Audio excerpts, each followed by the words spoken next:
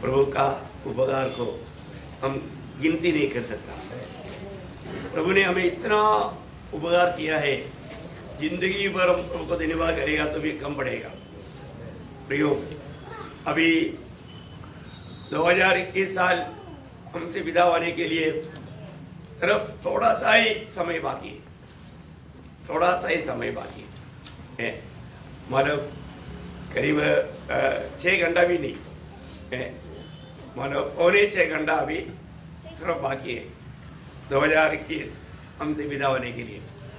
लेकिन हमारे जीवन में खास करके प्रभु में बुलाहट पाया हुआ हर एक बहुत लोगों को मैं बताना चाहता हूँ, सबसे बड़ी बात प्रभु बोलता है तुम्हारा बुलाहट को तो सोचो, है ना। पहला कुरिन्थी पहला अध्याय का 26 वचन में कहता है तुम्हारा बुलाहट को देखो, है प्रियो।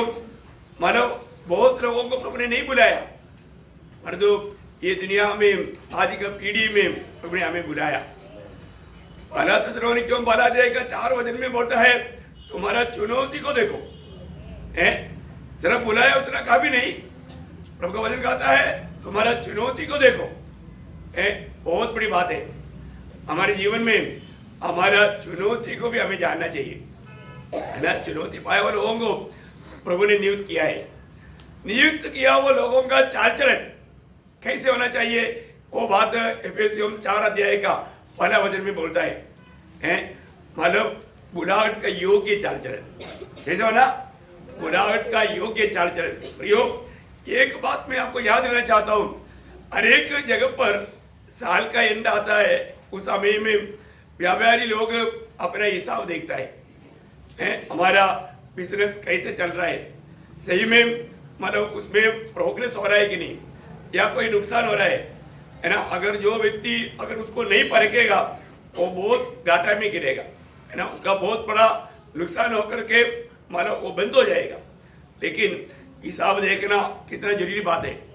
तो आज इस साल की आखिरी समय होने के कारण मैं आपको बताना चाहता हूँ, जैसे मतलब हम लोग साल में आखिरी में एक बार देखते हैं ऐसे नहीं, हम लोग रोज देखना है, हमको रोज देखना है। इतना ही नहीं, हर क्षण देखना है कि मैं प्रभु की इच्छा में है कि नहीं, ये परखना हमारे कर्तव्य है। तो भी मतलब सारे मिला करके एक बार साल के आखिरी में पूर्ण रूप में पीछे मुड़कर देखना एक बहुत अच्छी बात है। प्रभु ने एक एक दिन जो बनाया, इसके बाद में प्रभु ने देखा और अच्छा कहा, है। एक एक दिन का बात को प्रभु ने अच्छा कहा। ऐसा है तो हमारा भी जीवन में हमको हमारे जीवन में एक फर्क करना बहुत जरूरी बात है। मैं आपको याद रहना चाहूंगा, है ना, क्योंकि हमारे जीवन में लूका का सुसमाचार उसका 16 अध्याय उसका दूसरा वचन पढ़ेंगे। अतः उसने उसे बुलाकर कहा, यह क्या है जो मैं तेरे विषय में सुन रहा हूँ, अपने भंडारीपन का लेखा दे। अपनी भंडारीपन का लेखा दे। देखिए स्वामी बोलता है अपनी भंडारीपन का लेखा दे। प्रियो, अगर आप सोचिए आप एक अच्छा मतलब मसीह व्यक्ति है, आप प्रभु में आया, उद्धार पाया, तो आपका भी जीवन में एक भंडारीपन का कार्य है। एक बहुत लोग ये भी नहीं जानता मुझको भी भंडारीपन का कार्य है, ऐसा भी है क्या? बिल्कुल। पहला कुरिन्थी 4 अध्याय 1-2 वचन। मनुष्य हमें मसीह के सेवक और परमेश्वर के वेदों के भंडारी समझे। देखा, परमेश्वर की उन वेदों का भंडारी समझे। आगे फिर यहाँ भंडारी में यह बात देखी जाती है, भंडारी में यह बात देखी जाती है कि वह विश्वास योग्य हो। प्रियो, हमारे जीवन में मतलब पिछले दिनों में या जब से प्रभु में आया उस समय से लेकर के मेरा जीवन में मेरा भंडारीपन का कार्य कैसे रहा है। मैं प्रभु में विश्वास करके उद्धार पाया व्यक्ति है, तो मुझको जरूर मानव बुलाहट मिला, नियुक्ति मिला। नियुक्ति में मैं मतलब उस भंडारीपन का कार्य किस हिसाब से किया, क्योंकि इंसान को हम कैसे भी बेवकूफ बना सकता है ना। ऐसा होशियार लोग बहुत है, परंतु प्रभु को हम ऐसे नहीं कर सकता, है ना। हमें लेखा किसको देना है? जिसने हमें नियुक्त किया। कौन नियुक्त किया? प्रभु ने, है ना। इसलिए रोमियो का पत्री उसका 14 अध्याय का 12 वचन, इसलिए हम में से हरेक परमेश्वर को अपना अपना लेखा देगा। किसको देगा? परमेश्वर को। हर एक लोग अपना अपना। इसका मतलब क्या है कि ये लेखा हमें इंडिविजुअली देना है, हमें एक व्यक्तिगत रीति में देना है। प्रियो, ये कोई हल्की बात मत समझना। प्रभु के वचन में लिखा हुआ हर एक बात सत्य है। उस वचन के अनुसार हमें हर एक को एक दिन प्रभु को अपना लेखा देना है। उसका 10 वचन, उसका आखिरी भाग 10 वचन का, हम सबके सब परमेश्वर के न्याय सिंहासन के सामने खड़े होंगे। देखा, हम सबके सब जो भी उधार पाया है, जो उधार नहीं पाया उनके लिए अलग न्यायासन है। मैं वो विषय में अभी नहीं जा रहा हूँ, विश्वासियों के लिए मैं कहना चाहता हूँ। प्रियो, हम सबको, प्रेषित पौलुस बोलता है, हम सबको हमारे जीवन में हम सबको परमेश्वर की न्यायासन के सामने खड़ा होना है। इसका मतलब ये जीवन की यात्रा में हम कैसे भी जीवन नहीं बिता सकता। हमको एक दिन न्याय देना है, हिसाब देना है। ये बात को स्मरण करके जीवन बिताना है। आपको सबको याद है कि हमारे जीवन में एक जब दूसरा कोरिन्थी 5:10 वचन सबको बहुत सुपरिचित वचन है। क्योंकि अवश्य है कि हम सबका हाल मसीह के न्याय के आसन के सामने खुल जाए, कि हर एक व्यक्ति अपने अपने भले बुरे कामों का बदला जो उसने देह के द्वारा किए हो पाए। देखा, हम लोग इस जीवन में शरीर में रह करके किया हुआ भले हो बुरे हो उन सारे बातों का लेखा देना है। आप देखिए, सबको हमें सबका लेखा देना है। प्रियो, एक बार मरना फिर न्याय को होना सारे मनुष्य के लिए परमेश्वर ने नियमित किया है। ये नियुक्ति सबको है। अपने को जानना, जो पहला पत्रोस उसका 4 अध्याय का 5 वचन, पहला पत्रोस 4 अध्याय उसका 5 वचन। पर वे उसको जो जीवित और मरे हुओं का न्याय करने को तैयार है। देखा, जीवित और मरे हुए, इसका मतलब जो जीवित है या जो मर गया है उनका सबका एक दिन न्याय होने वाला है। प्रियो, ये भी एक बड़ी बात है ना। प्रभु यीशु मसीह इसलिए जीवन की यात्रा में गौरव करने वाला बातों के बारे में समझ मतलब बोलने के टाइम पर एक बात उड़ाकर कहा, मत्ती 12 अध्याय का 36 वचन में, तुम्हारा मुंह से निकलने वाला जो निकलनी बातें मनुष्य कहेंगे, हाँ। न्याय के दिन में हर एक उस बात का लेखा देंगे। वाह वाह वाह वाह। आप थोड़ा सोचिए, आपके मुंह से निकला हुआ एक एक शब्द, शायद आपने मतलब प्रभु के महिमा के लिए बात किया होगा या किसी के बारे में बुराई बोला होगा, परंतु वो सारे बातों का हिसाब देना है। आप देखो प्रियो, मतलब प्रभु के जन हर एक बात करने के समय में भी कितना सावधान रहना चाहिए। कितने लोग किसी का आपसेंटी में क्या क्या बात करता है, सिर्फ प्रभु का और उसको मालूम। और एक बात याद रखना, उस न्यायासन के सामने वो सारे बात खुल जाएगा। सारी बातों का आपको लेखा देना है। कई बार क्या होता है कि ऐसा बात करता है तो उनको मैंने ये गलत किया करके उनका आत्मा भी गवाही नहीं देता, क्योंकि उतना वो ऐसे बुराइयों में डूब चुका है, आत्मा का वाणी भी नहीं सुन पाता है। प्रभु का न्यायासन के सामने क्या होगा प्रियो, है परमेश्वर एक एक का लेखा लेना शुरू करेगा। जब लूका का मत्ती का सुसमाचार उसका 18 अध्याय का 24 वचन का शुरुआत, मत्ती 18 अध्याय का 24 वचन का शुरुआत। जब वह लेखा लेने लगा, हाँ, वह लेखा लेने लगा है, वह लेखा लेने लगा। प्रयोग आखिरी दिन में कम से कम ये बात को थोड़ा गौर से समझो, है वो लेखा लेने लगा। और मतलब मत्ती 25 अध्याय के 19 वचन, बहुत दिनों के बाद उन दासों का स्वामी आकर उनसे लेखा लेने लगा। लेखा लेने लगा मतलब एक प्रकार बोलेगा तो लेखा ले करके मतलब उसका लेखा ले लिया, ऐसा शब्द आना चाहिए था। ओके, कोई बात नहीं, मतलब लेखा लिया मतलब मराठी में पढ़ेंगे वो त्यांच्यापासून हिशोब घेऊ लागला.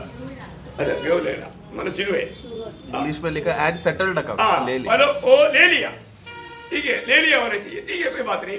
बोले का मतलब इसमें ये बात में कोई डाउट नहीं, प्रभु हमसे लेगा। इसका मतलब क्या है प्रियो? हम लोग अभी जैसे अभी साल के हिंदू में लेगा दे दो बोल दिया, तो हम कैसा लेगा देने की तैयारी किया? इस साल का पूरा लेगा दे दो बोलेगा तो हमने कैसा तैयारी किया? वो बात है, इंपॉर्टेंट बात है ना। तो प्रभु के साथ जब बातें कर रहा था, क्योंकि प्रभु इस साल में आखिरी में ऐसा बहुत से बातों में हमें चेतावनी देते आया, तो आज हमको प्रभु यही बात बोल रहा है कि तुम प्रभु के सामने लेखा देने के लिए तैयार है क्या? क्योंकि आपको मालूम है, जब एसेकिएल नबी की किताब 22 अध्याय का 14 दिन में एक चैलेंजिंग वर्ड है, मतलब जिन दिनों में मैं तेरा न्याय करूंगा, हाँ, क्या उनमें तेरा हृदय दृढ़ हाँ, और तेरे हाथ स्थिर रह सकेंगे? हाँ, सकेंगे। मतलब एक सवाल है बहुत बड़ा, मतलब बोलेगा तो वजन पड़ने वाले व्यक्ति कांप उठेगा, कांपेगा, क्योंकि जिस दिन में तेरा लेखा लेगा है, उस समय में आपको मालूम है अदालत में खड़ा होने वाले लोग, बड़े बड़े अधिकारी लोग भी चक्कर काट कर गिर जाता है, चक्कर काट कर गिर जाता है, बड़े बड़े अधिकारी लोग। तो ऐसा है तो प्रियो, हम लोग ये बात को समझ रहे हैं कि ये दुनिया की अदालतों में गिर जाता है, तो परमेश्वर की अदालत क्या रहेगा? वहां पर कोई भी बात को छिपा नहीं सकता, पूरा क्लियर एविडेंस वहां पर है, कोई भी बात छिपा नहीं रहेगा, सारी बातों का लेखा प्रियो, है ना। मसीह जीवन एक साधारण जीवन नहीं, इसलिए प्रभु के लोग कितना अधिक हमारा संभाल कर चलना चाहिए हमारे जीवन में, क्योंकि प्रभु के वचन में ये सारी बात लिखा है, और उसके अनुसार जीवन नहीं बिताया तो हमारे शरीर का हिसाब लेगा।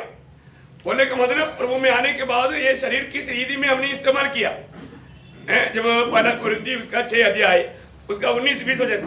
तुम नहीं जानते हाँ, कि तुम्हारी देह पवित्र आत्मा का मंदिर है, हाँ, जो तुम्हें बसा हुआ है, हाँ, और तुम्हें परमेश्वर की ओर से मिला है, हाँ, और तुम अपने नहीं हो, क्योंकि दाम देकर मोल लिए गए हो, हाँ, इसलिए अपनी देह के द्वारा परमेश्वर की महिमा करो। प्रभु का महिमा करो। उसके साथ उसका 3 अध्याय का 16-17 वचन भी। क्या तुम नहीं जानते हाँ, कि तुम परमेश्वर का मंदिर हो, हाँ, और परमेश्वर का आत्मा तुम में वास करता है? हाँ, यदि कोई परमेश्वर के मंदिर को नष्ट करेगा, यदि कोई परमेश्वर की मंदिर को नष्ट करेगा, तो परमेश्वर उसे नष्ट करेगा, हाँ, क्योंकि परमेश्वर का मंदिर पवित्र है। देखा, परमेश्वर का मंदिर पवित्र है प्रियो। हाँ, अभी एक उद्धार पाए हुए लोग ये बात को सही रीति में समझना प्रियो, परमेश्वर का मंदिर पवित्र है ना। आज क्या किया, परमेश्वर की मंदिर, ये शरीर को लोगों ने पाउडर लगाकर, पॉलिश लगा करके मतलब अगड़म बगड़म बातों से उसको सजा करके मूर्ति बनाया, शरीर को क्या कर दिया, मूर्ति बनाया है।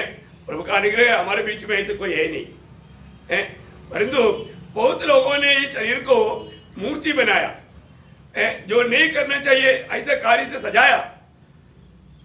किसको सजाता? मूर्ति को सजाता है ना, ऐसा मूर्ति बनाया। प्रियो, वो लोग परमेश्वर का मंदिर को क्या किया, नष्ट किया है। प्रभु उनको कभी नहीं छोड़ेगा। प्रभु का वचन कहता है तो प्रभु ने हमें कई प्रकार, जब मत्ती 25 अध्याय का 15 वचन, उसने एक को 5 तोड़े, हाँ, दूसरे को 2, हाँ, और तीसरे को 1, अर्थात हर एक को उसकी सामर्थ्य के अनुसार दिया। हाँ, देखिए यहाँ पर हमें बात को जानना है कि प्रभु ने सबको, बुराई हुए सबको प्रभु ने तोड़े दिए हैं। आपको मालूम है ये क्या है कि हमारे को दिया हुआ एक एक सामर्थ्य है। कई लोगों को गीत गाने का सामर्थ्य है ना, कई लोगों को मतलब अच्छा नौकरी है, कई लोगों को मतलब उनका अच्छा सुनाम है, कई लोगों को अच्छा मतलब सामर्थ्यवान शरीर है, कई लोगों को अच्छा शब्द है ना, कई लोगों को धन है। ये सब प्रभु ने दिया हुआ एक एक तोड़ा है। ये सब हमें क्या करना चाहिए, प्रभु का महिमा के लिए इस्तेमाल करना चाहिए। देखो, हमें मिला हुआ अनेक प्रकार का ये वरदान नहीं, ये तोड़े है। वरदान और तोड़े दोनों दो बातें है ना। तो प्रभु ने दिया हुआ तोड़े हम कैसे इस्तेमाल करता है, ये बात को हमें परख कर जानना चाहिए। बहुत बड़ी बात है? हमारे पास जो कुछ भी है एक प्रकार प्रभु ने हमें दिया हुआ ये तोड़े हम प्रभु का महिमा के लिए इस्तेमाल करता है कि नहीं? पिछले समय में हमने समय के बारे में देखा था। प्रियो, हमारा समय को हमें कैसे इस्तेमाल किया इसका लेखा देना है। इसलिए होगा शायद 90 भजन संगीता का 12 भजन में मतलब अपना मोशा प्रार्थना करता है। 90 भजन संगीता का 12 भजन, हमको अपने दिन गिनने की समझ दे कि हम बुद्धिमान हो जाए। हाँ देखा, हमें अपना दिन गिनने का शक्ति दे ताकि हम बुद्धिमान हो जाए। प्रियो, हमारा अनेक दिन मैंने प्रभु के साथ प्रभु के योग्य रीति में जीवन बिताया है कि नहीं, ये बातों का हमें लेखा देना है। कितना अद्भुत बात है। आज लोगों को समय मिलता है और वो समय कैसे इस्तेमाल करता है वो लोगों को इतना उसका बारे में गौरव नहीं है ना। हमारा एक एक सेकंड प्रियो उसका हमें लेखा देना है। हमें प्रभु उसका भी हिसाब पूछेगा। परंतु बहुत लोग शायद नहीं जानता होगा। पिछले दिन में भी हमने देखा एक ओलंपिक में दौड़ने वाले व्यक्ति को मालूम है समय का मौत है ना। कई लोगों को जो फर्स्ट मिलना चाहिए आधा सेकंड के फर्क में दूसरा ने फर्स्ट ले लिया और वो फोर्थ में गया, उसको कुछ भी नहीं मिला। देखो आधा सेकंड के पीछे देखो सेकंड भी डिवाइड किया जाता है। आप देखो इतना मानव फर्क है प्रियो। उन लोग जानता है कि समय का कितना गौरव है। मैं आपको बताना चाहता हूँ हमारे जीवन में हम अपने को मिला हुआ समय को किस रीति में इस्तेमाल करता है। प्रभु की संगति में रह करके आज हमको कितना अनमोल अवस्था मिला है, लेकिन उस समयों को हम लोग कैसे इस्तेमाल करता है ये बात हमें जानना चाहिए। तो आज इस सायं संध्या में मैं आप लोगों को एक स्वयं की परख के लिए अपने आप को जानने के लिए कुछ सवाल आपको देना चाहता हूं। इसका जवाब आप प्रभु को देना। यहां पर कोई सवाल जवाब नहीं, लेकिन कुछ में सवाल, क्योंकि ये बहुत महत्व की बात है, क्योंकि हम लोगों ने इस साल की आखिरी समय में आया है तो ये सवाल ये बहुत महत्वपूर्ण सवाल है। तो मैं ये सवाल आपको मानव देता हूँ, उसका जवाब आपको आप चाहे मानव नोटबुक में लिख कर रख करके जवाब प्रभु को देना है। तो ये साल में आज आपको मालूम है जो कोरोना के कारण कई लोगों को कई प्रकार का मानव रुकावट आया, बहुत मानव नौकरी में रुकावट आया, बहुत बातों में समस्या आया। लेकिन इस साल में पिछले सालों से बढ़ करके परमेश्वर के साथ एक डीप नाता, एक गहरा नाता मैं कर पाया क्या? एक पहला सवाल है सबके लिए जो भी उधार पाया, खास करके बाकी लोगों को तो इसका महत्व मालूम नहीं, लेकिन उधार पाए वो लोग ये बात को जवाब देना है, ये बात का उत्तर देना है। मतलब हमारे भाइयों में कोई ना कोई है ना, इधर थोड़ा जो भी कुर्सी खाली है थोड़ा इधर एडजस्ट कराओ प्लीज। एक हाथ में आप लोग बैठने के टाइम पर अगर खाली ना करके छोड़ेगा तो प्लीज। अभी देखो आप लोग आते रहता है, उस समय में बाद आता है। Okay please Lord. तो मतलब हमें ये बात को जानना है प्लीज, अपने को ये बात को परखना है। मेरे जीवन में मतलब मेरे जीवन में मिला हुआ प्रभु के साथ नाता जोड़ने में पिछले साल में इस साल में पिछले सालों से बढ़ करके मैं गहरा नाता जोड़ पाया है कि नहीं? प्रभु को प्रेम करने में मैं कहीं हार गया कि नहीं? ध्यान से सुनना, प्रभु को प्रेम करने में मेरे जीवन में कहीं हार आया क्या? देखिए बोलने का अर्थ प्रभु को कैसे प्रेम करना आपको मालूम है। मरकुस 12:30 पूरा दिल से, पूरा मन से, पूरा हृदय से, पूरा ताकत से। देखा इसमें मेरे जीवन में कहीं हार हुआ है क्या? परखना प्रियो, तो ये प्रभु की आज्ञा है, प्रभु के लोगों के प्रति प्रभु की आज्ञा है। और दूसरा सवाल यह है, मेरा बाइबल पढ़ाई में, मेरा प्रार्थना जीवन में, मेरा संगति में, मेरा गवाही में, मेरा विश्वास में, मेरा पवित्र जीवन में कहीं हर हुआ है क्या? मतलब इस साल में पिछले सालों से बढ़कर के मंडली जीवन में मेरी उपस्थिति अधिक रहा है कि नहीं, या कम हुआ है? मेरे जीवन में पिछले सालों से बढ़कर के इस साल प्रार्थना जीवन पिछले सालों से बढ़कर हुआ या कम हुआ है? हमारा गवाही जीवन, हमारा विश्वास, इसमें हमारा उन्नति हुआ या घटी हुआ? ये सारे बातों को सभी पवित्र लोग अपने आप को परखो प्रिय, अपने आप को परख करके प्रभु को जवाब देना। क्योंकि मुझे मालूम है कई लोग इस विषयों में इतना ज्यादा परखता नहीं। हमें अपने को हिसाब देना है, हमें लेखा देना है, ये हमारा यहाँ का विषय है। तो ऐसे है तो इन बातों में हमें मतलब मेरे जीवन कैसा रहा। और तीसरी मतलब ये सवाल था कि प्रभु की मंडली को प्रेम करने में मैं अभी भी कहाँ पर है? क्योंकि मंडली बोलेगा तो सबसे अधिक त्रिएक परमेश्वर सबसे अधिक प्यार करने वाला बात क्या है? मंडली है। सबसे अधिक मतलब प्यार करने वाला बात मंडली है? तो ये मंडली की बात पर मैं मंडली को प्यार करने में मैं वास्तव में विजयी हुआ है क्या, है ना? मंडली के प्रति प्रार्थना करने में, मंडली में एक दूसरे के साथ मतलब संगति करते हुए प्रोत्साहन देने में, है ना? मंडली को प्रेम करने में मैं विजयी हुआ है कि नहीं? मैंने मंडली का महत्व कई बार आप लोगों को बताया है। ये जो मंडली की बात है परमेश्वर की अनादिकाल की हृदय की एक महान रहस्य बात था, है ना? एफेसियों का पत्री 3 अध्याय का 9 वचन आपको याद है? एफेसियों 3:9। और सब पर यह बात प्रकाशित करो कि उस भेद का प्रबंध क्या है जो सबके सृजनहार परमेश्वर में आदि से गुप्त था। देखा, मानो आदि से परमेश्वर की दिल में गुप्त बात रहने वाला एक बहुत बड़ा भेद की बात है, कभी भी प्रकट नहीं हुआ था, कभी भी कोई भी समय में ये बात प्रकट नहीं किया। ये बहुत बड़ी बात है मंडली है। और मंडली के प्रति पिता ने अपने पुत्र को भेजा है। मंडली के प्रति यीशु मसीह ये दुनिया में आकर के हमारे लिए मरा है, वो जी उड़ा, स्वर्ग में गया, आज भी मंडली के लिए वो काम कर रहा है और वो मंडली के लिए वापस आएगा है। वो आने का दिन बहुत निकट है। इसका मतलब क्या है प्रियो? त्रिएक परमेश्वर सबसे अधिक मंडली को प्यार करता है, ये बात आपको सबको मालूम। और जो आप कितना प्यार करता है? आप मंडली को प्यार करने में वास्तव में विजयी हुआ है कि नहीं, ये बात को परखना। क्योंकि उस न्यायासन के सामने ये बात का भी आपको पूछा जाएगा। ओके, 4वां बात क्या है कि मानो जो भी प्रभु ने मंडली में प्रकट किया उस सच्चाई को थामा रहने में आप कहां तक विजयी हुआ?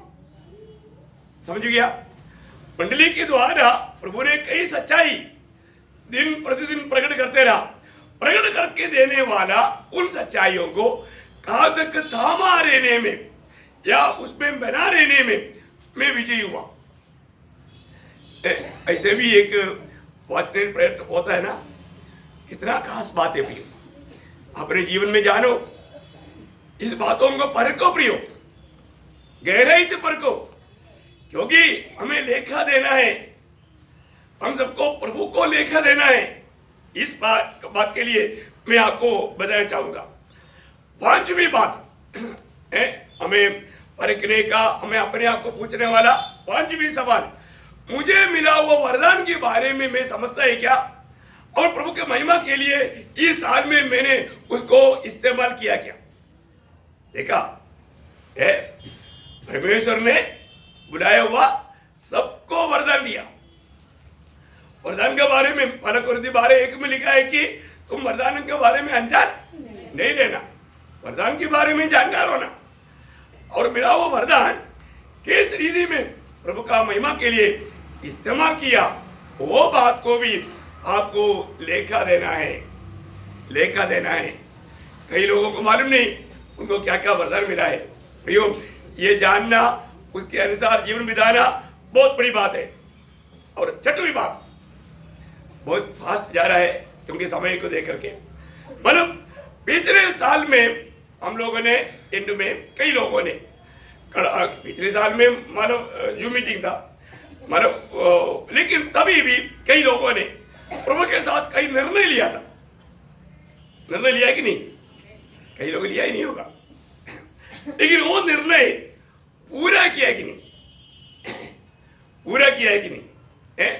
आपने लिया हुआ निर्णय कई बार आज भी आने के टाइम पर शायद ये सोचा भी नहीं होगा, अरे पिछले साल में मैंने नया साल के लिए क्या क्या निर्णय लिया था। आज भी आने के समय में अगला साल के लिए निर्णय लेकर आया हुआ कितने लोग हैं? Praise Lord. प्रभु के लोगों को पक्का प्रिय एक निर्णय रहता है, और निर्णय लेना बहुत जरूरी बात भी है। तभी उसको उसके अनुसार, ये घड़ी चेंज रहने के अनुसार नहीं, घड़ी कई बार लोग 10 मिनट एडवांस रखता है, वो बात नहीं है, वो तो उसको ही मालूम है, फिर वो और भी मतलब कमजोर पड़ जाता है, ऐसा बात नहीं। तो यहाँ पर अपने को मतलब इस साल में मैंने इस साल के लिए जो भी निर्णय लिया, वो निर्णय में मैं उन बातों को पूरा कर पाया कि नहीं, अपने आप को पूछना है, अपने आप प्रभु को उत्तर देना है। ये सब आप घर में जाकर के प्रभु के साथ बात करके करने वाली बात है। आज यहाँ से जाने के बाद में ज्यादा समय प्रभु के साथ बात करने के लिए मैं कुछ आपको आपका विचारों में कुछ भूल गया वो बात को याद दिला रहा हूं। ओके, अभी मतलब सातवीं बात, मतलब आगे को मतलब मेरे जीवन में मैंने पूर्ण मतलब ऐसा कुछ बातों के लिए, नया बातों के लिए निर्णय लिया क्या? जैसा अभी प्रेरित पौलुस फिलिपियों के पत्री उसका 3 अध्याय 12 से 14 तक का वचन में एक बात कहता है, यह मतलब नहीं कि मैं पा चुका हूँ, सिद्ध हो चुका हूँ, पर उस पदार्थ को पकड़ने के लिए दौड़ा चला जाता हूँ जिसके लिए मसीह यीशु ने मुझे पकड़ा था। हे भाइयों, मेरी भावना यह नहीं कि मैं पकड़ चुका हूँ, परंतु केवल यह एक काम करता हूँ कि जो बातें पीछे रह गई है उनको भूलकर आगे की बातों की ओर बढ़ता हुआ निशाने की ओर दौड़ा चला जाता हूँ, ताकि वह इनाम पाऊं इसके लिए परमेश्वर ने मुझे मसीह यीशु में ऊपर बुलाया है। हाँ, देखिए अभी आगे को हमारे जीवन में हर एक लोगों को एक अच्छा निर्णय लेना है। पिछले साल का अभी 2021 का जो भी हर भी हुआ, तो उन बातों को भूल करके हमें निशाने की ओर एक अच्छा दौड़ करके लक्ष्य में पहुंचने के लिए एक अच्छा निर्णय लेना। निर्णय लिया है कि नहीं लिया तो आज घर में जा करके मतलब प्रभु को प्रसन्न करने लायक निर्णय लेना भी स्वर्ग और बात को देखता है। ओके, 8वीं बात, मेरे बारे में जो भी परमेश्वर की इच्छा जानने में मैं कहीं हार गया क्या? सवाल समझ गया? मेरे बारे में, क्योंकि हर एक के प्रति परमेश्वर का एक इच्छा रहता है, मेरे बारे में प्रभु की इच्छा जानने में मैं विजयी हुआ या हार गया है? अरे विजय हुआ है तो मैं उस बात जानने के बाद में मैं वैसा किया है कि नहीं, ये बात को हमें जानना है। बहुत ही गंभीर बात है। मैं आशा करता हूं आप इन बातों को मानो बहुत अपनी नोटबुक में लिख करके घर में भी जा करके इसका बारे में थोड़ा परख करेंगे करके। अभी 9वां बात, 8 बात हो गया, 9वां बात मैं आपको बताना चाहता हूं। मतलब जो भी प्रभु ने मना किया हुआ सीमा तोड़ने के बाद, वो ध्यान से सुनना, जो भी प्रभु ने मना किया हुआ सीमा तोड़ने के बाद में मुझको सच्चा मन फिरावट हुआ क्या है? आप देखिए, जो भी प्रभु ने रखा हुआ सीमा तोड़ने के बाद, अभी अपने को मालूम है, अरे यार इस विषय में मैंने प्रभु का सीमा तोड़ दिया है, मैं तोड़ दिया, तो वो तोड़ा हुआ बातों के लिए हमें अच्छा मन फिरावट हुआ है क्या है? या सिर्फ मतलब अपन उस बात को हल्का लेकर के चल रहा है क्या? कुछ बात में कुछ शब्द मैं आपको समझने के लिए याद दिलाता हूं। किन किन बातों में शायद सीमा तोड़ दिया होगा। पहली बात, हम लोग कोई शारीरिक चिंताओं में गया होगा। शारीरिक चिंता मृत्यु है करके रोमियो 8 अध्याय का 5 से 8 तक क्लियर लिखा है? ऐसा लोग प्रभु को प्रसन्न नहीं कर सकता। इसका मतलब मैं प्रभु में होने के कारण मैं एक शारीरिक चिंता करने वाला व्यक्ति है, तो आपको याद है ना, पढ़ाने की जरूरत नहीं है ना? नहीं, आप लोगों को मालूम है, आप लोग वजन नोट करके रखना है। मतलब शारीरिक चिंता में वो एक आत्मिक व्यंजन नहीं जाएगा, वो आत्मिक बातों में मन लगाएगा। इसका मतलब हमने सीमा तोड़ दिया होगा, ऐसा कुछ गलती आ गया तो हमने उसमें मन फिराया क्या, कहीं भी बाकी है तो याद करके अपने नोटबुक में वो भी लिख देना, पवित्र आत्मा भी याद रहेगा। ओके। और मैं कोई दुनिया की मोहों की खातिर प्रभु को तुच्छ किया है क्या? क्योंकि प्रभु के वचन में क्लियर लिखा है, पहला यूहन्ना 2:15 में, तो दुनिया की बातों से प्रेम नहीं रखना, क्योंकि ऐसा प्रेम रखेगा तो भी पिता का प्रेम उसमें नहीं है? इसलिए दुनिया से प्रेम नहीं रखना। याकूब 4:4 में भी याकूब ने कहा, दुनिया से मित्रता परमेश्वर से वही है, दुश्मनी है। इसका मतलब ये सीमा तोड़ दिया क्या मेरे जीवन में? मैंने प्रभु का सीमा तोड़ करके मैं ऐसे बातों पर गया है क्या? मेरे जीवन में ऐसा गलती हुआ है क्या? इस मतलब दुनिया की बात के लिए मैंने प्रभु का सीमा तोड़ करके मैं अपनी मनमानी में गया है क्या? इसको परखना भी। और तीसरा, हम दूसरा किसी के बारे में बुराई, अपने भाइयों के बारे में बुराई बोल करके, मैंने जो बुराई बोला बुराई है, दूसरे को इंसल्ट करना, दूसरे को नीचे करना, इस उद्देश्य में अगर बुराई बोला, आपको मालूम है बुराई बोलने का काम किसका है? प्रकाशित वाक्य 12:10 है ना, शैतान के एजेंट बन करके किसी का बुराई करने में अगर टाइम पास किया है तो प्रियो, प्रभु के सामने वो सीमा तोड़ करके आप गया हुआ बात है, परखना। और प्रभु मैं घमंडी हूं, घमंड किया है कि नहीं है? कभी कबूल किया? प्रभु मैं घमंडी हूं करके कबूल किया कभी? है ना? कितनी बातों में लोग घमंड करता है प्रियो, और तो कभी भी लोग अपनी घमंड के बारे में शायद ना समझ करके एक उसमें अपने को बोला बन करके रहता है, जबकि वो ये बात को कबूल नहीं कर रहा है कि मैं घमंडी हूं। है प्रियो, अपना घमंड को प्रभु के सामने कबूल कर। मैं समझता हूं, मैं जानता हूं, मैं ऐसे चले जाता है? कई बातों में घमंड करता है प्रियो। आप लोग इस बात में सिर्फ सीमा तोड़ा है कि नहीं, वो बात का समझने के लिए कुछ पॉइंट में आपको याद दिला रहा हूं। इसमें जिन्होंने भी अगर सीमा तोड़ा है वो आज जरूर, क्योंकि हमें एक दिन प्रभु को लेकर देना है, आज ही हम क्यों ना ऐसे बातों को कबूल करके मन करें, प्रभु के साथ और भी मेल खाए, प्रभु के साथ और भी नाता मजबूत करे, प्रभु का वाणी को सुनने वाला बने। ओके। और किसी के प्रति हमारे अंदर डाह आया तो, डाह है ना, कई बातों में डाह आता है। मतलब कोई लोग अब जैसे अब इधर वजन निकाल के पढ़ने वाला, वो उसको क्या हो इतना ज्यादा ये है क्या? बातों में, छोटी छोटी बातों में भी लोग डाह करता है। प्रियो, कोई भी प्रकार, कोई भी बातों में हमने डाह किया है क्या? इसलिए में किया है तो वो परमेश्वर की नियम के खिलाफ पे है, आपने सीमा तोड़ दिया है। डाल और क्रोध करना है, क्रोध करने वाले लोग नरक की आग का भागीदार बनेगा नए नियम के अनुसार। मैं किसी के साथ क्रोधित हुआ है क्या? क्रोधित हुआ है तो मैंने उससे माफी मांगा है क्या?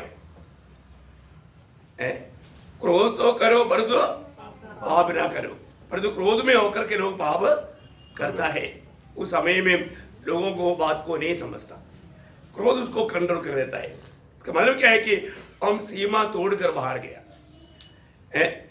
सूर्यास्त में होने से पहले वो बात को मतलब मेल भी नहीं किया, हम विधियों को, नियमों को तोड़ दिया, फिर भी हम आराम से जाकर सो जाता है। बहुत ध्यान से परिक्रमा बातें प्रियो है। और एक बात, मैंने किसी कारण किसी को धोखा दिया क्या? धोखा है मतलब जो सच्चाई नहीं, परंतु उसको मतलब मानते नहीं और बोल करके धोखा देता है। यो प्रभु का जन धोखा देने वाला भी कहाँ जाने वाला है? वो एक अच्छा प्रभु का जन का हमारा काम नहीं। तो धोखा दिया है तो सीमा तोड़ दिया। Praise Lord. एक एक बात मैं आपको ध्यान दिला रहा हूं। और मुझ में कोई लालच है क्या? लालच, किसी बात में मुझको लालच है क्या? है? लालच करना भी प्रभु का सीमा तोड़ने वाला बात है। लालच करना। और मैं कहीं भी एक झगड़ालू है क्या? मेरे कारण कहीं झगड़ा उत्पन्न हुआ है क्या? वो स्वभाव मुझ में है तो मैं सीमा तोड़ रहा है ना। कायन झगड़ा करके अपने भाई को वो वहां पर झगड़ा किया उसने। भयंकर बात है झगड़ालू बनना। और स्वार्थता सेल्फिश, स्वार्थता ही बोलते हैं, स्वार्थी। स्वार्थी, मेरे में कोई स्वार्थी है क्या? स्वार्थीपना है, वो भी प्रभु का सीमा तोड़ के बातें है। हमें स्वार्थी नहीं बनना चाहिए, परंतु अंत समय में ये बात होगा। और एक बात, जो भी मैंने प्रभु से आशीष पाया, मैं प्रभु को धन्यवाद दे पाया क्या? मतलब जैसा कोलोसियों 3:15 के आखिर में लिखा है, धन्यवाद ही बने रहो। मतलब धन्यवाद नहीं किया। बहुत से उपकार पाया, परंतु मैंने प्रभु को धन्यवाद नहीं दिया। वो तो शायद आज भी पाया वो उपकारों में बहुत बातों में धन्यवाद नहीं दिया होगा, है ना। अभी यहाँ तक प्रभु ने लेकर आया, कितने लोगों को धन्यवाद दिया? मतलब कभी कभी कई लोग भूल जाता है। खैर, मतलब बोलने का अर्थ अगर हम परखेगा तो हमने बहुत से बातों के लिए शायद धन्यवाद देना भूल गया होगा। तो इसका मतलब वो भी एक सीमा तोड़ने वाला बात है। ये सब प्रभु का रेखा वो सीमा को हम पार किया, क्योंकि हमें धन्यवादी बना रहना प्रभु का आज्ञा है। वो आज्ञा को हमने तोड़ दिया, इसको हल्का ना जानना। और मैंने मेरी जीभ को मैं हमेशा कंट्रोल कर पाया क्या? जीभ को हमेशा मैंने कंट्रोल कर पाया क्या? है प्रभु का वचन में 39 वचन संहिता का 12 वचन क्या है?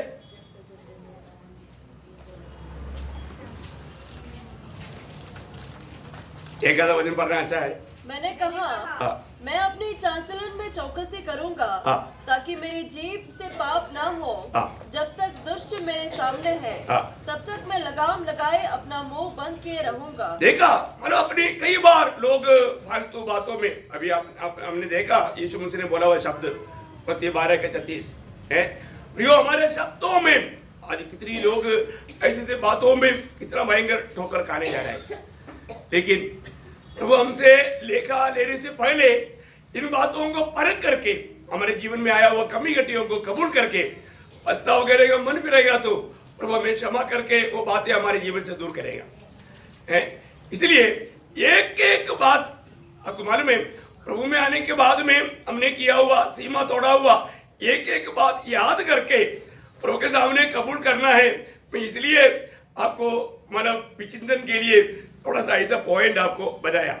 जैसे हमने मतलब मुंह को कंट्रोल किया, ऐसे हमें आंख को भी कंट्रोल करना है। आंख के द्वारा भी कई बार कई पाप करता है, मोह करता है, मतलब वो बात को लोग इतना सीरियसली नहीं लेता, परंतु आंख से देख करके मोहित किया, उसमें पाप किया, वो बात को लोगों ने सीरियसली नहीं लिया। वो पाप को भी हमें प्रभु के सामने कबूल करके, अगर आप सोचिए अगर आपने कोई कुदृष्टि किया, उस समय में आपका नजर चला जाता तो मालूम पड़ जाता था। परंतु प्रभु ने इतना जल्दी वो कठिन सजा नहीं दिया, परंतु प्रभु ने हमें रोशनी दिया, और वो रोशनी से हम कई बार प्रभु का सीमा को तोड़ करके पाप किया, लेकिन हमने वो बात को कबूल करके मन नहीं फिरा, है ना।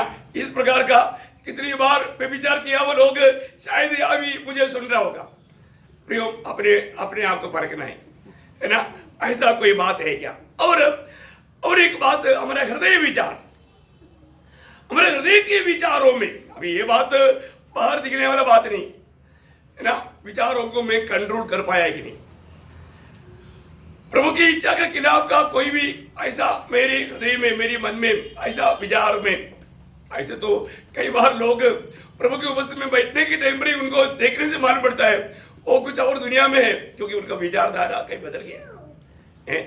प्रियो, बहुत अद्भुत बात है। तो बोलने का अर्थ क्या है प्रियो? यहाँ पर सब हमें परखना है। इन बातों को कितने लोगों ने इतना सीरियसली लिया? कोई भी बात है, पाप है प्रियो। सीमा जिसने भी तोड़ा वो पाप है। अभी आपको मालूम है, जब एदन वाटिका में इतना हजारों पेड़ था, इतना अच्छा फल था, एक पेड़ को मना किया, उसको खा लिया, तो क्या हुआ है? उस पाप के कारण एदन वाटिका से बाहर किया। अरे चलो कोई बात नहीं, पहली बार एक बार गलती हो गया, क्षमा करता हूं, ऐसा सोचा नहीं प्रियो, उसका सख्त सजा है। हमें ये बात को जानना है।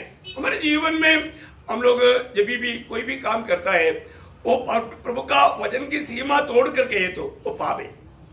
परंतु कई बार आपको मालूम है शैतान की इच्छा क्या है, वो ध्यान से सुनना है। शैतान की इच्छा का मालूम है, मतलब अंदर में हम इतना भी बुराई रह करके बाहर से हम लोग अपने आप को भक्त दिखाना, ऐसा धोखा खिलाना, ये शैतान का निश्चय है। कितने लोग समझा है? अंदर में कई प्रकार का कपड़ता रह करके बाहर से अपने आप को भक्त दिखा करके अपने आप को धोखा खिलाना, ये शैतान का निश्चय। देखो ऐसे बातों पर मैं कभी भी इस प्रकार यदि अंदर आप, क्योंकि आपको मालूम है जब 51 भजन संगीत का छठवां भजन क्या बोलता? हाँ, हृदय की सच्चाई से प्रभु प्रसन्न होता है। प्रियो, हृदय में कपड़ा रह करके क्या चाहता है?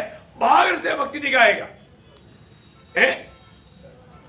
एक बात यहां पर ध्यान से सुनना, हृदय में पवित्रता ही ना रह करके बाहर से भक्ति रखेगा तो प्रभु आपका हृदय में नहीं रहेगा। क्या समझे?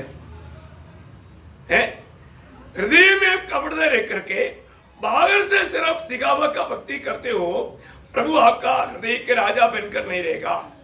और आपको सबको मालूम है पहला पत्रोस 3:15 क्या बोलता? पहला पत्रोस 3:15 प्रभु जानकर हाँ। अपने अपने मन में पवित्र समझो, हाँ। जो कोई तुमसे तुम्हारे बस मानव यीशु मसीह को प्रभु मान करके अपने अपने मन में, अपने अपने हृदय में पवित्र समझना। बोलने का अर्थ क्या है प्रियो? यीशु मसीह अगर हमारे हृदय के राजा बनकर हमारे जीवन में है तो हमारा हृदय एकदम हमें पवित्रता से रखना है। पवित्रता से रखने के लिए पहली बात यीशु मसीह को प्रभुता देना, दूसरी बात हमारे हृदय में प्रभु का वचन से भर देना, प्रभु के वचन से भर देना है। तो ऐसा है तो निश्चय बात है आपको, आपका हृदय को आप संभाल पाएगा। तो ये बात मतलब हम लोग कभी भूलने नहीं प्रियो। और मतलब अब ये एक साल मेरे जीवन में प्रभु के साथ संगति करते हुए मेरा जिंदगी कितना तक बदला करके मैं गवाही दे पाएगा, ये भी एक बहुत बड़ा एक अच्छी बात है। मेरे जीवन बदला है कि नहीं? मेरा प्रभु के प्रति और मंडली के प्रति प्रेम बढ़ गया है कि नहीं?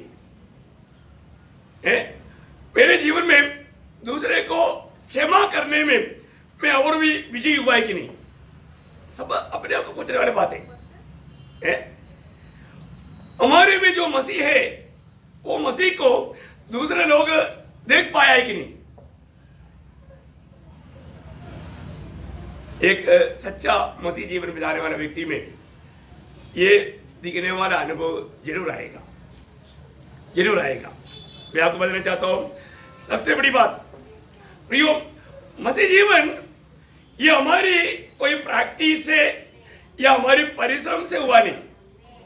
मसीह जीवन का आरंभ हमारा नया जन्म के द्वारा हुआ। इसलिए वचन कहता है 2 कुरिन्थी 5 अध्याय का 17 वचन, आपको सबको सुपरिचित वचन है, यदि जो कोई मसीह यीशु में है, इसका मतलब मसीह जीवन शुरू हुआ मसीह में है।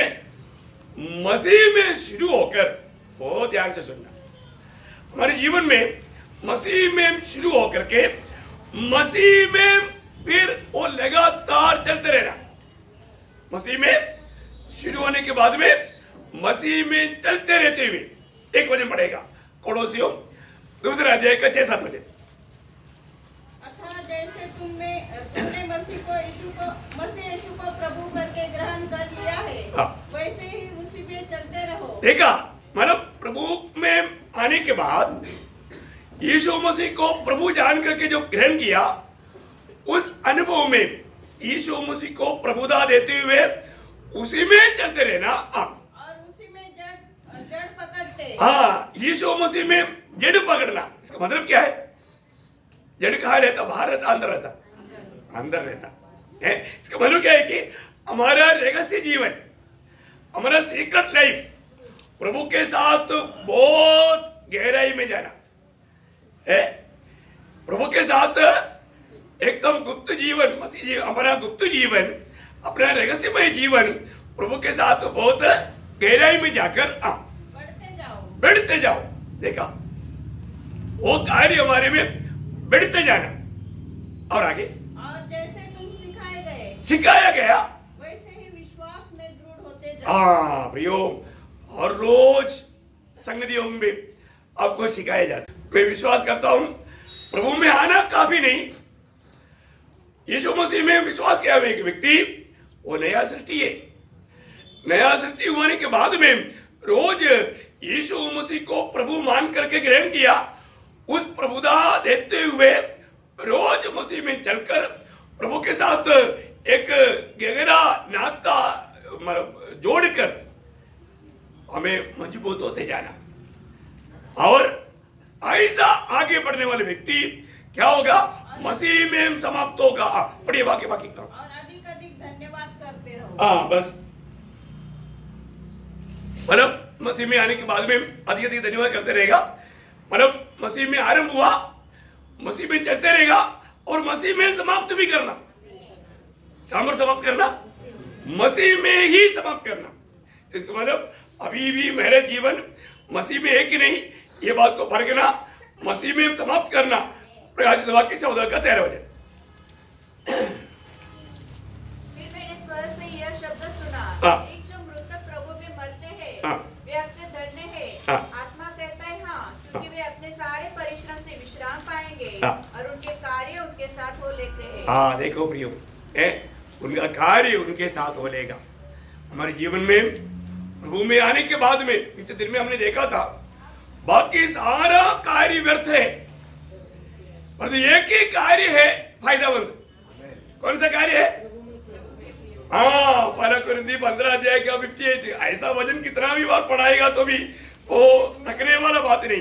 पहला कुरिन्थी 15 अध्याय का 58। प्रिय भाइयों, दृढ़ और अटल रहो, और जैसे प्रभु के काम में सर्वदा बढ़ते जाओ। देखो, प्रभु के काम में सर्वदा बढ़ते जाना। बढ़ रहा है कि नहीं? पिछले साल में भी बढ़ा है कि नहीं? ये सब परखना प्रियो, सिर्फ वचन में लिखा ऐसा नहीं। बढ़ते जाओ, क्यों बढ़ेगा तो क्या है? क्योंकि ये जानते हो कि तुम्हारा परिश्रम प्रभु में व्यर्थ नहीं है। देखा, तुम्हारा बाकी सारा परिश्रम व्यर्थ है। बाकी आपका सारा परिश्रम को लेकर के आप स्वर्ग में नहीं जाएगा। अरे तो प्रियो, आप प्रभु में जो काम किया वो काम आपके साथ आएगा। अभी हमने प्रकाशित वाक्य में पढ़ा, वो काम आपके साथ आएगा। आपने परिश्रम करके बिल्डिंग बनाया, मतलब गाड़ी लिया, वो जो भी है सब इधर ही छोड़ के जाएगा। और जो प्रभु में जो परिश्रम किया, प्रभु के लिए जो परिश्रम किया, इसलिए जब इब्रानियों 6 अध्याय के 10 वचन, परमेश्वर अन्यायी नहीं, तुम्हारे काम और उस प्रेम को भूल जाए जो तुमने उसके नाम के लिए इस रीति से दिखाए कि पवित्र लोगों की सेवा की और कर भी रहे हो। देखा, प्रभु के लिए जो किया प्रियो, वो काम प्रभु कभी नहीं भूलेगा। इसलिए प्रभु में आने के बाद में हमारा काम को परखना है। आपको मालूम है प्रियो, हमारे जीवन में इस विषय में भी है ना, प्रभु का प्रेम निवेश करना प्रियो, प्रभु का प्रेम में होकर के, कैसे भी करने से नहीं। ये तो आपको मालूम है, पहला कोरिन्थी 3 अध्याय का मानो 12 से 15 तक का वचन है ना, उस नेव पर जो प्रभु यीशु मसीह में जो हम काम करता है, सोना चांदी बहुमूल्य पत्थर, लकड़ी घास भूसा, इसमें आग के द्वारा परखा जाएगा। जो लकड़ी घास भूसा से बनाया दिखने में बहुत सुंदर मनोहर, परंतु आग के द्वारा पार हो जाएगा, जल करके राख बन जाएगा। परंतु जो सोना चांदी बहुमूल्य पत्थर है, जो वास्तव में प्रभु के प्रेम में विवेश होकर के प्रभु की महिमा के लिए जो किया, वो बना रहेगा, वो बना रहेगा, उसका प्रतिफल है। और प्रभु ने क्लियर मानो प्रकाशित वाक्य 22 का 12 में कहा, प्रकाशित वाक्य 22 का 12, एक मैं शीघ्र आने वाला हूँ हाँ। और हरेक के काम के अनुसार हाँ। बदला देने के लिए प्रतिफल मेरे पास है। देखा, हरेक काम के अनुसार बदला देने के लिए प्रतिफल मेरे पास है। देखो प्रियो, है एक बात मैं आपको बताना चाहता हूँ, प्रभु बोलता है मैं शीघ्र आने वाला हूँ, मैं शीघ्र आने वाला हूँ। हरेक के काम के अनुसार प्रतिफल देने के लिए मैं प्रतिफल लेकर के आ रहा हूँ। प्रियो, हम कभी भी ना सोचने वाला एक अप्रत्याशित समय में प्रभु हमको बुलाएगा, है प्रभु हमको बुलाएगा। आज प्रभु का बुलाहट होगा करके कितने लोग सोचता है, शायद नहीं सोचा होगा, लेकिन ऐसा ही एक दिन प्रियो प्रभु का बुलाहट होगा। हमें हर पल हर समय हमें एक तैयारी में रहना चाहिए, है। अगर हम तैयारी में नहीं रहा तो वो बहुत बड़ा दुखी होना पड़ेगा। मैं आपको बताना चाहता हूँ, हमें अपनी लेखा देने के लिए तैयारी में रहना चाहिए। कम से कम इस साल की इस आखिरी दिन में कितने लोगों ने कम से कम 1 घंटा भी लेकर के अपने जीवन को परखा? शायद नहीं परखा होगा ना। ठीक है, यहाँ से जाने के बाद में आपको खूब टाइम है, आप जरूर परखना प्रिय। आज जो भी बात बताया, क्योंकि मैं ये बात बताने के लिए प्रभु की आत्मा में प्रेरणा हुआ, इसलिए मेरे पास संदेश बहुत है, लेकिन वो संदेश इस रीति में बताने के लिए आत्मा ने बहुत बड़ा बोझ दिया, इसलिए मैं आपको ये बात बताया है। तो इसलिए मैं एक दो बात बोल करके यहाँ पर समाप्त करूंगा। तो सबसे बड़ी बात, मतलब हम लोगों को प्रभु ने, अगर हम तैयार नहीं रहा, हम लोगों को दिया हुआ अवसरों के प्रति हमें वहां पर दुखी होना पड़ेगा, दुखी होना पड़ेगा। अरे मुझको प्रभु ने बहुत अवसर दिया था, लेकिन वो अवसर मैंने नष्ट किया।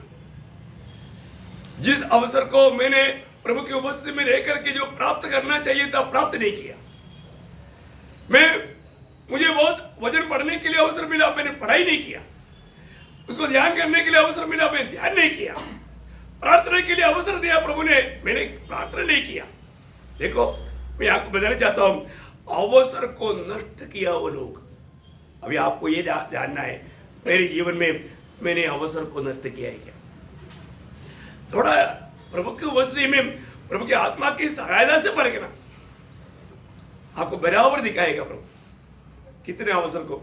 मुझे मालूम है, यहाँ से जाने के बाद में कई लोगों ने मुझे फोन करके बोला कि जब हम उधर ही था, हमको रोज ऐसे संगति के लिए अवसर था, लेकिन इधर आने के बाद में हमको संगति ही नहीं है, इधर ऐसे संगति नहीं। वो लोग दुखी हो गया। कई लोगों की अवस्था मुझे मालूम। प्रियो, अपने बीच में प्रभु ने इतना सुंदर अवसर बना कर दिया है, परंतु हमने कितने लोगों ने उस अवसर को बहुमूल्य जाना, उसको इस्तेमाल किया, उसका सही फायदा उठाया? नहीं तो दुखी होना पड़ेगा। और मतलब अपन जो भी प्रभु का दिया हुआ जो भी सामर्थ्य धन, अगर हमने अपनी मर्जी के लिए दुनिया की बातों में खर्च किया तो दुखी होना पड़ेगा, क्योंकि हमने प्रभु की इच्छा जान करके खर्च नहीं किया, हमें वहां पर दुखी होना पड़ेगा। बहुत खास बात है। और हमें अपनी जो दिया हुआ तारंत जो है, वो तारंत हमने खो दिया, हमने इस्तेमाल नहीं किया, वो भी वहां पर विलाप करेगा, रोएगा, रोएगा। है, अपने आप को परखना है। इसलिए मैं आपको बताना चाहूंगा, अभी भी कम से कम आज के दिन में आप ये हिसाब देखेंगे क्या? आप अपने आप को थोड़ा परखोगे क्या? है, क्योंकि हमारा प्रभु जल्दी आ रहा है और प्रभु हमारे लिए ये मौका दिया प्रियो, क्योंकि शायद अभी ज्यादा दिन हमको इस रीति में संगति होने के लिए भी मौका मिलना मुश्किल है, क्योंकि हालत बिगड़ते जा रहे। कभी भी ऐसा ऑर्डर आएगा कि इस प्रकार इकट्ठा होने के लिए मना हो जाएगा। प्रभु ने इस साल में प्रभु का अनुग्रह से अक्टूबर 10 तारीख से हमको संगति दिया है। मैं आपको बताना चाहता हूं, मैं हर दिन की सबकी हाजिरी लिया है। मेरे को कई लोगों के बारे में बहुत दुख है, बहुत लोगों ने बहुत कम, मेरे पास सीट है, मैं अभी शो नहीं करना चाहता हूं क्योंकि समय नहीं। लेकिन एक बात है, हमें प्रभु वहां पर भी हाजिरी लेता है। प्रभु के आत्मा ने बोला, इसलिए मैंने कुछ आइडिया मिलने के लिए ये लिया है। बहुत बड़ी बात है। हम लोग प्रियो बाद में दुखी होने से क्या फायदा, अभी हम प्रभु की इच्छा जानने में, उसमें बना रहने में हम कहां तक उलझाइए। हमारे प्रति प्रभु की इच्छा मैंने बहुत बेहतरीन में बाइबल में मैंने प्रकट करके दिया है। उसके अनुसार तैयारी करने में मैं कहां तक उलझाई था, ये बात को हमें परख देखना। मैं आप लोगों को बोला हुआ समय से 5 मिनट ज़्यादा लिया, मतलब ये करना, मतलब अभी अपन जल्दी से जल्दी प्रार्थना में जा रहा है और कोई बात के लिए समय नहीं, अभी 5 मिनट के अंदर शायद आ ही गया। तो हमारा अभी आप लोगों को इसके बाद में थोड़ा 2 मिनट बाहर जा करके फिर आना।